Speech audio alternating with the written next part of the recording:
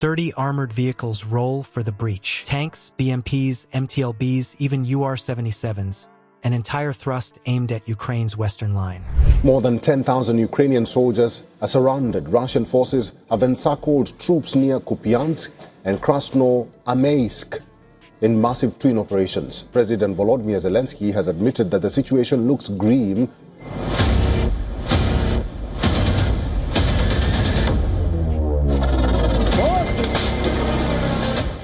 The Eastern Front is collapsing under the weight of overwhelming. With Russia outnumbering Ukraine troops 8 against 1 in critical sectors. The news seems to be tightening around eastern Ukraine.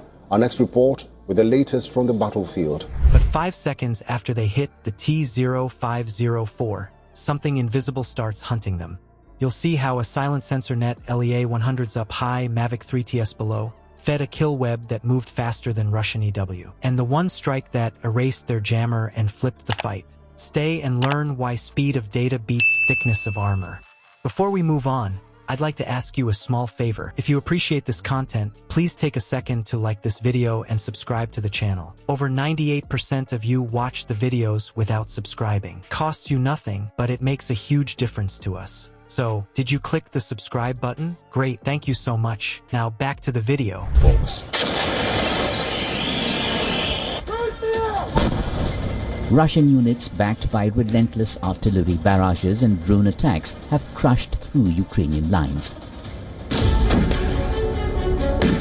In the smoke-choked plains of Kupyansk and Krasno-Ameysk, over 10,000 Ukrainian troops now find themselves trapped, surrounded by Russian forces in a tightening steel ring. A catastrophic encirclement looms over Ukrainian defenses, trapping thousands.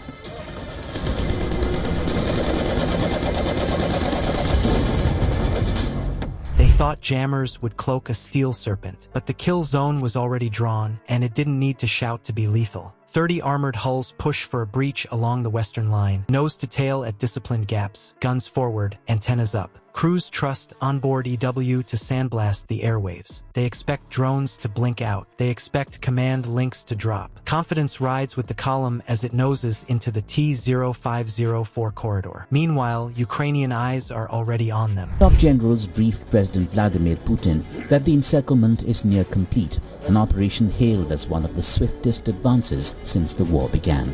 Overwhelming force sweeping through the battlefield like a tide.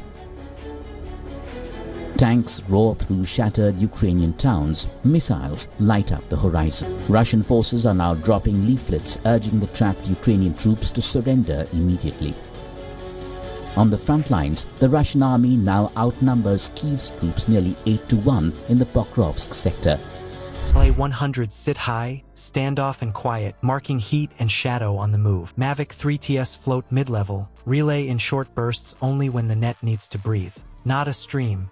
A pulse. Data slips under wideband noise because it doesn't linger. The architecture is layered, not loud. Sensors feed a fire plan that was pre-registered on the map days ago. Grids are named. Fans are drawn. The net map's heat blooms will noise, track curl, and breaks them into a queue so guns and FPVs get tasks without chatter. There's a trap that stays open and still until the weight lands on the plate. The Russian edge rides on an MTLB with a mini EW pack. Think of a portable storm. A Kasuga-class jammer tries to drown the band with brute force, betting that noise blinds eyes and bends loops. The logic is simple. If the drones can't hear, they can't steer, and if the operators can't talk, the ambush drifts. But then the network adapts. Links start to hop, fast and hard, frequency to frequency, FHSS punching holes through the haze.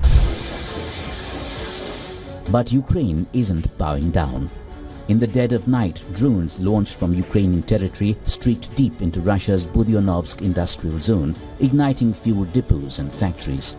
Ground, troops fight trench to trench, often outnumbered but not outmatched in resolve. The Eastern Front has become a contest of endurance. Russia throws waves of infantry against Ukrainian positions. In the skies above Donbass, swarms of Ukrainian drones circle, guided by AI and precision optics.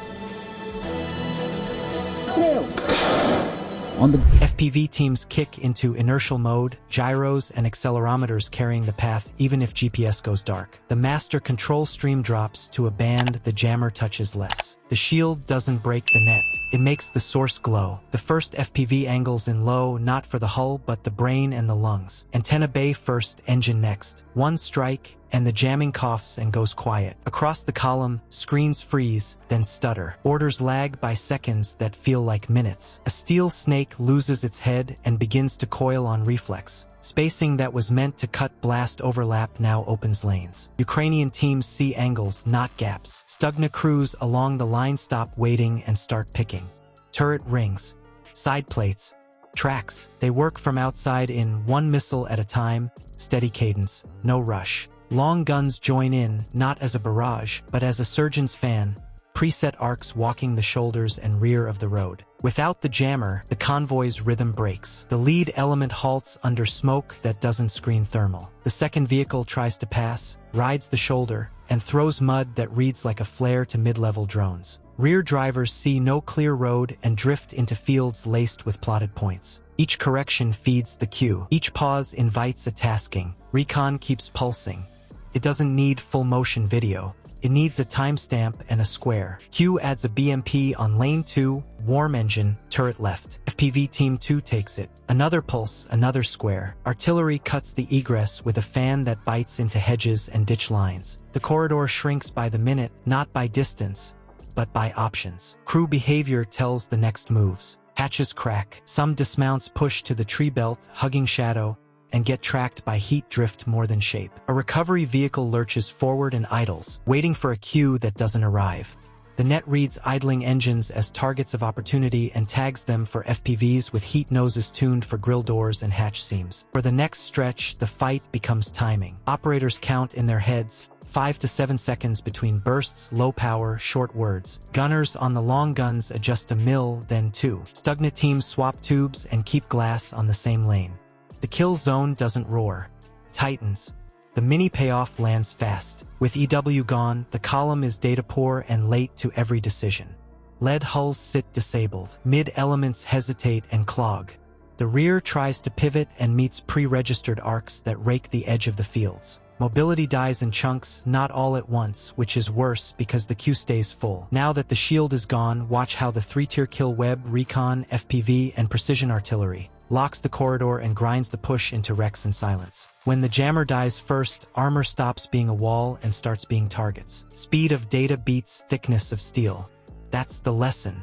Electronic control won the day near the corridor. Once the net cut the noise, every hull was just heat, movement, and a queue slot. You saw how recon set tempo, FPVs carved, and guns closed the door. The spectrum decided who moved and who stalled. If you want more hard, tactical breakdowns, subscribe. Tell me in the comments which layer you'd kill first, jammer, breacher, or command link. Comment your choice below. The next decisive weapon isn't a bigger gun. It's the network that lands the first precise hit.